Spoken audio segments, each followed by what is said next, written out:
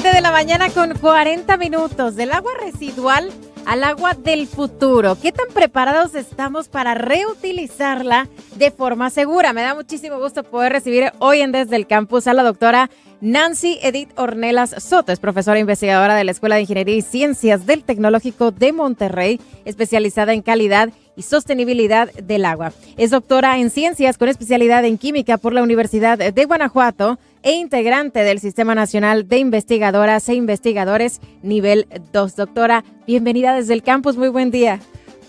Muy buenos días, muchas gracias por la invitación. Estoy muy contenta de recibirte porque hoy en particular, Nancy, hablar acerca de qué tan preparados estamos para reutilizar de forma segura un recurso tan vital resulta fundamental, ¿no? Cuando hablamos, por ejemplo, y escuchamos tanto acerca de la crisis hídrica, ¿no? De que hay problemas, de que tal vez un día nos vamos a quedar sin el vital líquido, ¿no? Podríamos caer, digámoslo así, en cierto temor o incertidumbre de saber qué es lo que va a pasar. ¿Qué tan cerca estamos realmente de enfrentarnos a escenarios como el día cero en México? Bueno, me gustaría aclarar lo que es día cero. Porque no significa necesariamente que un día nos vamos a despertar, vamos a abrir la llave del agua y no va a salir ni una sola gota nunca más. Día cero tiene que ver más bien cuando una ciudad se queda sin suficiente agua en su fuente habitual y lo que hace imposible abastecer a la población de manera normal como se venía haciendo. Entonces, a lo mejor una forma de ponernos en un contexto que explique más esto es, por ejemplo, recordando lo que vivimos en Monterrey en el 2022, que tras un largo periodo de sequía, los niveles de agua en las presas bajaron alarmantemente, lo que provocó que hubiera cambios muy extremos en cómo se distribuyó el agua en la población. Entonces, imaginemos ese panorama, recordemos esa situación y pensemos entonces que el día cero para una ciudad es vivir como vivimos nosotros en el 2022 en Monterrey, pero para siempre. Bien, que cuando recordamos ese momento, ¿no? Sabemos que fue complicado para todos, que incluso ciertos procesos, ¿no? Tuvieron que, pues cambiar, evolucionar, en fin, no solo a nivel individual, sino también a nivel industria, ¿no? ¿De qué forma? Porque muchas personas hablan del reuso de agua, ¿no? Pero ¿qué significa exactamente reutilizar agua de manera segura? Bueno, antes de eso nada más aclarar que muchas ciudades en el país, en el norte, la Ciudad de México, el Valle de México y el centro del país como la zona del Bajío están a unos cuantos años de estar en este panorama de día cero. La siguiente pregunta que me hacías era ¿qué es un reuso de agua, ¿no? Reuso seguro de agua. Me gustaría explicar cómo es el consumo de agua habitual en las ciudades. Es un proceso muy lineal. Tomas el agua de una presa, la potabilizas, la mandas hacia los hogares, industrias, comercios, etcétera. Esa agua se usa y se contamina y después se manda a una planta de tratamiento. En la planta de tratamiento sufre varios procesos de tratamiento de esa agua y finalmente el agua tratada se libera al medio ambiente. Es un proceso lineal porque el agua cuando se libera al medio ambiente no regresa a la ciudad, se libera como al mundo. Entonces realmente estás agotando tu fuente inicial y no hay retorno. Entonces este proceso lineal puede ser cíclico y es entonces cuando le damos un segundo uso o una segunda vida al agua en este reuso, porque ya no solo sacas el agua de la presa, la potabilizas, la mandas al hogar, la pasas a la planta de tratamiento y después en lugar de liberarla, la regresas esta agua tratada a la fuente inicial, que esa es la presa. Entonces estás haciendo un círculo en el que estás reutilizando el agua, pero la parte segura es muy importante, claro, porque debe de haber controles, normativas y análisis y monitoreo muy estricto para verificar que el agua tratada tenga la suficiente calidad como para utilizarse en una recarga, porque si no es así, vas a introducir contaminantes y pudieras contaminar tu fuente inicial de agua y después causar daños, ¿no?, en la salud humana. Un problema mayor, ¿no? O sea, resultaría contraproducente. Exacto. Entonces, ¿no? Pero ¿por qué, se ve ya como una solución estratégica, ¿no?, al final del día? Bueno, sí, aquí en México actualmente se está viendo, se está empezando a ver como una solución estratégica, porque definitivamente vamos a llegar a estos días ceros. Entonces va a ser el último recurso del que vamos a poder echar mano. Pero esto no es nuevo, o sea, ya tiene mucho tiempo internacionalmente. Países como Australia, Singapur, Israel o ciudades como California en Estados Unidos tienen procesos muy establecidos y regulaciones muy establecidas para reutilizar el agua. Entonces, en México, pues se requiere, ¿verdad?, iniciar inmediatamente con todo ese abordaje de estudio para poder llegar a finalmente a reutilizar el agua de forma segura. Bien, y cuando se habla de contaminantes emergentes o los PFAS, ¿es dentro del proceso que sucede o qué son y por qué deberían de preocuparnos o por qué han llamado tanto la atención de la comunidad científica internacional? Bueno, esto es muy importante y está relacionado, ¿no?, con esto de seguridad que yo te decía en el agua que se pretende reutilizar, porque hablemos de por ejemplo, hablemos de estos contaminantes emergentes que son realmente compuestos que no se pensaba que fueran a ser contaminantes, sino que más bien fueron creados para subsanar una necesidad primordial en la sociedad. Hablemos, por ejemplo, de los fármacos. Hay muchas enfermedades crónicas epidemiológicas porque son masivas, como por ejemplo las enfermedades de corazón, la diabetes o todas las enfermedades relacionadas con cáncer. Entonces, hay una serie enorme de fármacos que estas personas tienen que consumir constantemente, de tal forma que cierta parte del fármaco se sale por el cuerpo sin ninguna transformación, va a través de la orina al retrete y pues bueno, va a las plantas de tratamiento.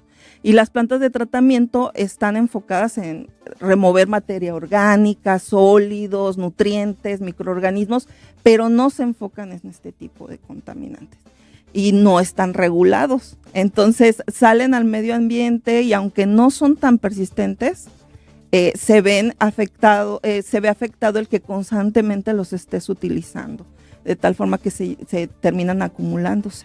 Entonces son peligrosos porque algunos de ellos, por ejemplo, llamados disruptores endocrinos, sí, entran al cuerpo y no son hormonas, pero actúan como hormonas y se ha demostrado científicamente que han feminizado gran porcentaje de la población de especies menores, acuáticas.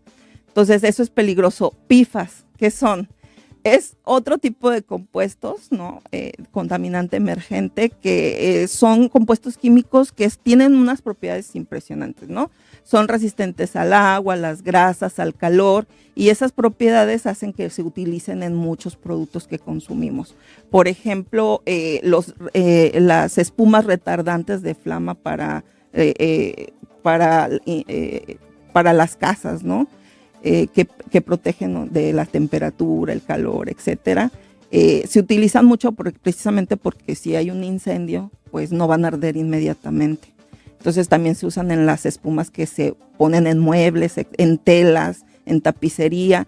Entonces, por ese efecto de retardante. ¿Qué más? Bueno, se utiliza, se pueden ser antiadherentes uso en consumo, por ejemplo, de utensilios de cocina o en muchos utilidades, y realmente esa resistencia que tienen es lo que los hace muy peligrosos porque son difíciles de degradar.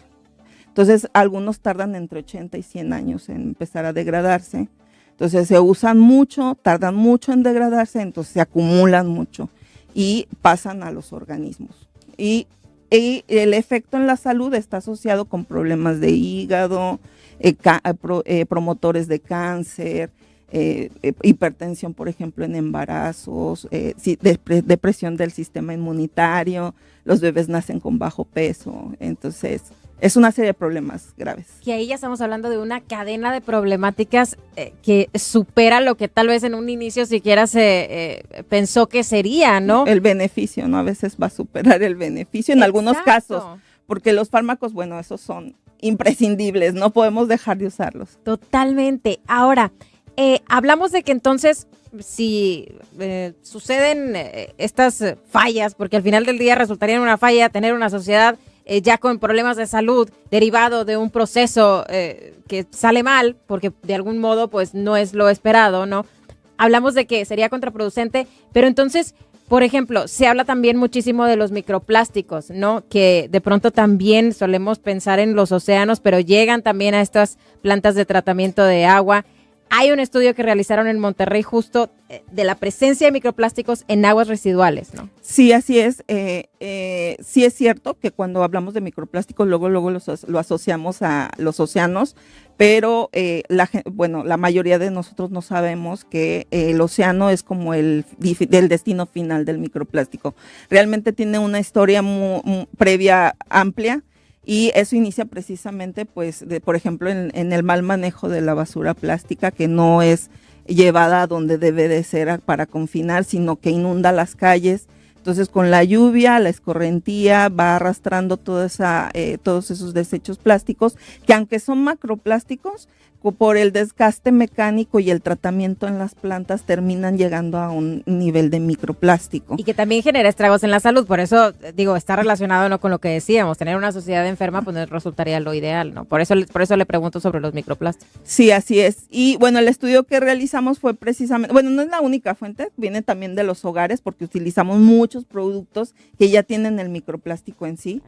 Y pues de la industria, ¿no? Entonces todo llega a las plantas de tratamiento y las plantas de tratamiento son muy importantes porque es la última barrera que tenemos para detener toda la contaminación de plástico. Las investigaciones que realizamos descubrimos que el 90% de las partículas plásticas que analizamos son polietileno, poliestireno y bueno, principalmente esos dos. Y resulta que estos plásticos provienen de embalajes, pues no sé, contenedores y plástico, en fin, que es de un solo uso. Y bueno, nosotros como población tenemos la responsabilidad, ¿no?, de reducir el consumo de eso, porque el 90% de las partículas plásticas es eso. Ahora, dícese, como población tenemos esa responsabilidad. ¿Qué otra cosa podríamos hacer? Y si tuviéramos que responder a la pregunta si estamos o no listos, por ejemplo, para reutilizar el agua de forma segura, ¿cuál sería esa respuesta? Pues evidentemente la respuesta es que no, porque ni siquiera sabemos actualmente qué es lo que está saliendo de una planta de tratamiento. Entonces, si no sabemos, no podemos crear el conocimiento necesario para adecuar las plantas de tratamiento con la infraestructura necesaria para retener eso que no se está eliminando. Y a la mano, pues va también la parte de regulaciones que tienen que vigilar que lo que se trate tenga la calidad necesaria para reutilizarse. Entonces, apenas estamos como en la primera etapa, a ver qué hay, qué sale. ¿Y este tipo de investigaciones influyen en esas futuras políticas, ¿no? O de regulación? Definitivamente también. No se puede regular lo que no se sabe que existe. Por supuesto. Y ahora, como mujer dentro de esta carrera científica, ¿no? Al final del día, Nancy, como química, calidad del agua, sostenibilidad, ¿a ti qué te motiva a seguir? Justo decíamos, bueno, este tipo de investigaciones influye en políticas, en regulaciones y más. ¿Qué es lo que te motiva a ti también a seguir dentro de este camino en la ciencia, tomando en cuenta lo que puedes pues ser parte también del futuro de México? Bueno, yo creo que primero lo que me motivó pues fue mi amor hacia la química y también mi gusto por la física. Entonces, cuando estudié el doctorado, me especialicé en química analítica porque precisamente se necesita un perfil físico-químico. Y bueno, mi tesis, por azares del destino, terminó encadenada a medio ambiente. Y finalmente, cuando entré a trabajar formalmente como profesora investigadora, pues el grupo de donde llegué fue agua. Y a partir de ahí, rápidamente entendí que el agua es algo por lo que definitivamente vale la pena luchar. Es un recurso extremadamente vital por el que se desatan guerras, el cambio climático está agotando las reservas de agua dulce en los polos, ¿no? Al diluirse esta agua dulce en agua salada, tenemos cada vez más poca agua y esa poca agua está muy contaminada. Entonces, sin eso no podemos vivir, nadie, ni los humanos ni ninguna otra especie en el planeta. Entonces, para mí eso es lo que me mueve o me apasiona, ¿no? Para tratar de contribuir a que en algún momento poder tener agua segura para todos. Sumamente relevante, ¿no? Sobre todo también para el futuro. Por eso es que tú abocaste tus esfuerzos, digámoslo así, hacia este tema en particular. Hoy vemos cada vez más mujeres, ¿no? Interesadas también en carreras STEAM. Todavía existen brechas. ¿Tú qué cambios consideras, por ejemplo, que de pronto son necesarios para seguir avanzando? Además de temas como este, en muchos otros temas de los cuales también se requiere de investigación y de más mujeres en la ciencia. Sí, definitivamente. Sí hay un cambio significativo, ¿no? Con respecto a las pasadas 2 décadas, ya se ve más porcentaje de mujeres en estas áreas, pero yo creo que algo clave es abordar a las mujeres desde que son niñas y normalizar en ellas que es perfectamente viable y válido que si ellas quieren optar por una carrera en estas áreas desde pequeñas, encuentren esa normalización de que es posible, de que no hay ninguna barrera, o sea, de que pueden elegirlo si ellas lo desean. ¿Cómo se puede lograr esto? Yo pienso que con el acercamiento precisamente de personalidades importantes en estas áreas de investigación, de ciencia, de ingeniería, y ese acercamiento, ¿no? Con estas futuras generaciones de jóvenes. Claro, y me encanta lo que dices de que no hay ese límite, ¿no? A años atrás, y creo que es más a nivel social, ¿no? Como que se pensaba que las mujeres no éramos parte de este tipo de carreras o no se interesaban del todo tanto. Hoy por hoy vemos cada vez a más mujeres y es gracias también al trabajo de investigadoras como tú, Nancy, que pueden inspirar también con su trabajo y que influyen definitivamente a lo que va a suceder en México y en el mundo, ya en la actualidad y en el futuro. Y justamente en relación a temas tan relevantes como este del cual hoy hemos platicado, acerca del agua, acerca del futuro, del recurso vital, ¿qué mensaje te gustaría dejar a nuestros radioescuchas? Pues principalmente que de verdad no echemos a saco roto todas las recomendaciones que pensamos que son simples, pero pueden tener un impacto, como en el de tener un correcto manejo de la basura, evitar lo más que se pueda los plásticos de un solo uso, preferir, por ejemplo, prendas que sean más naturales y no sintéticas. Estas generan mucho microplástico de la fibra sintética que se lava todos los días, etcétera.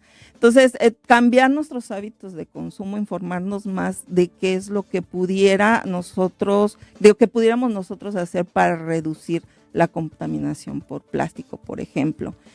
Básicamente, pues es tomar conciencia, informarse y saber que, aunque son pequeñas acciones, si se reprodujeran a lo largo de toda la población, realmente podrían influir.